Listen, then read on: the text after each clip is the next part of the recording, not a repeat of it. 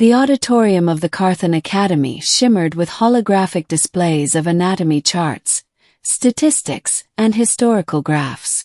Hundreds of alien students, scaled, furred, and feathered, sat in tiered seats, their eyes fixed on the central stage where Professor Zerla Vren adjusted her translator node. Zerla was tall and elegant, her silver-blue skin glistening under the soft lighting. Her reputation for cold precision was legendary. She'd been teaching intergalactic psychology of mortality for over a century. "Class," she began, her voice carrying a crisp authority, "we begin today with an obvious truth, yet one so foundational that civilizations are built upon it." She tapped the display. A holographic image of a human skeleton spun slowly in midair. "All sentient species," she said, "share a fundamental instinct, the fear of death. It is hardwired into our neural architecture to ensure survival. Yet among the races of the galaxy, there exists a strange contradiction in one species: humans." Her taloned finger swept through the air, and a series of battlefield images appeared. Grainy historical footage from ancient Earth wars, starship wrecks, human soldiers charging into enemy fire. "They are reckless. They take absurd risks. But make no mistake, they fear death as much as anyone else. They simply hide it beneath bravado, ritual, and denial." A ripple of agreement went through the room. Most students nodded. One insectoid clicked its mandibles approvingly. From the back row, a low chuckle broke the scholarly atmosphere. Zerla's head tilted sharply toward the sound. It came from a young human, broad-shouldered, dressed in the dark uniform of an exchange cadet. He lounged in his seat as if the lecture were a mild inconvenience. His name, according to the class roster, was Elias Corbin. "Is something amusing, Cadet Corbin?" she asked, her tone icy. He grinned. "Yeah, you're wrong." The room fell silent. A few alien students swiveled their eye stalks toward him in disbelief. Nobody ever contradicted Professor Vren. Her frilled crest stiffened. "I have taught this subject for longer than your planet's modern space age has existed, Cadet. Do you mean to suggest my research is flawed?" "No," Elias said, leaning forward. "I mean to suggest your understanding is." Beginning the challenge. Zerla clasped her hands behind her back. Her curiosity piqued despite herself. "Explain." Elias stood, pacing slowly toward the edge of the balcony. "You've studied humans like you'd study a dangerous animal in a cage. You've seen the fights, the wars, the stupid risks we take. But you think that means we're scared deep down, just hiding it. That's not fear. That's calculation." He gestured at the images still hanging in the air. "See that soldier running into a firefight? That pilot riding a burning ship down so others can escape? They're not denying death. They're making peace with it, so it can't control them." An alien student hissed in disbelief. "Ridiculous. To make peace with death is to invite it." Elias's smirk deepened. "No. To make peace with it is to stop letting it chain you." Murmurs spread through the room.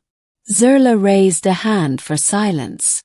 "An intriguing claim," she said coolly. "But anecdotal bluster is not evidence." Elias's eyes narrowed. "Then give me a test." Middle. The lesson turns dangerous. The professor's crest lowered slightly in thought.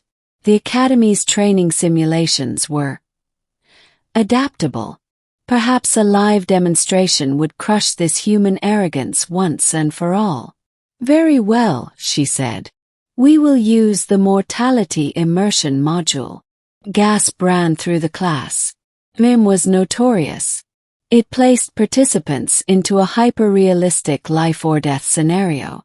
The body's senses, neural responses, and even pain signals were simulated with terrifying accuracy. No one ever left the chamber without sweating or shaking. Elias only shrugged. Fine by me. The IM chamber was a sterile dome, the floor etched with glowing lines. Students gathered at the observation window, whispering eagerly. Zerla keyed the program, selecting a scenario designed to push instinctive terror to its limits. Scenario: hull breach aboard a doomed vessel. Oxygen loss imminent. Escape route blocked. Estimated survival time: 3 minutes. Only one possible, but extremely dangerous, path to survival. The simulation activated. The walls dissolved into a flickering starship corridor. Alarms wailed. The air was cold and thin. Fire licked at sparking conduits. Elias glanced around once, then jogged toward the fire. In the observation room, Zerla narrowed her eyes. Curious. Most begin by searching for breathable air or a distress beacon. The simulation escalated. Bulkheads slammed shut.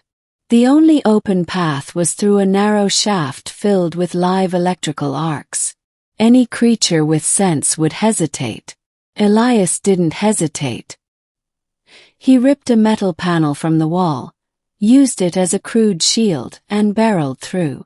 The arcs slammed into the improvised barrier, sending shocks up his arms. One alien student whispered, "He's going to fry himself."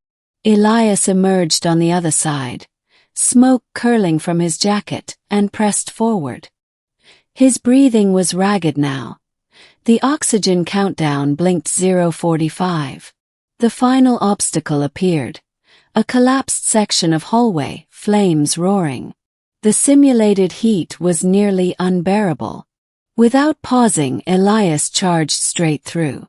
The program ended abruptly. Elias was back in the dome, chest heaving, face flushed, but smiling faintly. The observation room was silent. Zerla descended the steps into the chamber. "You ignored every self-preservation instinct," she said, her voice low. "Even knowing pain and suffocation were certain." "Why?" Elias met her gaze evenly. "Because the mission was survival, not comfort. If death comes, fine. But I won't crawl backward trying to avoid it. I go forward." Middle twist. History revealed. Later in the lecture hall, Zerla found herself unsettled. "Tell me, cadet, has your species always been this way?" Elias's tone softened. "Not always. Back when Earth was young, yeah, we feared death like anyone else. But life was short, brutal. You could starve, get eaten, or freeze to death in one night. If you spent all your time worrying about dying, you wouldn't live at all." He leaned back, eyes distant. "Over centuries, we learned something strange.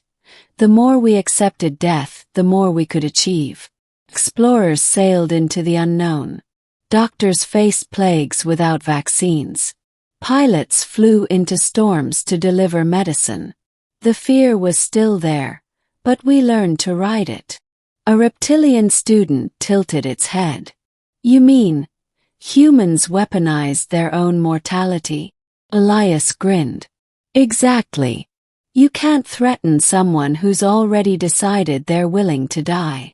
The room was quiet again, but this time it wasn't disbelief. It was consideration. Climax, the real test. 3 days later, the Academy's orbital station suffered a real emergency.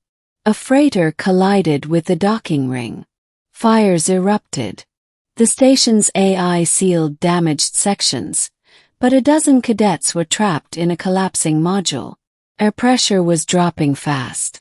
Zerla was in the command center, issuing evacuation orders, when a security feed showed Elias sprinting toward the breach.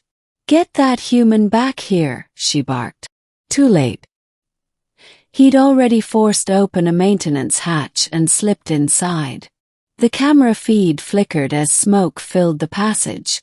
Inside, Elias crawled through wreckage, using his jacket to smother small fires. He reached the trapped cadets, half conscious from oxygen loss.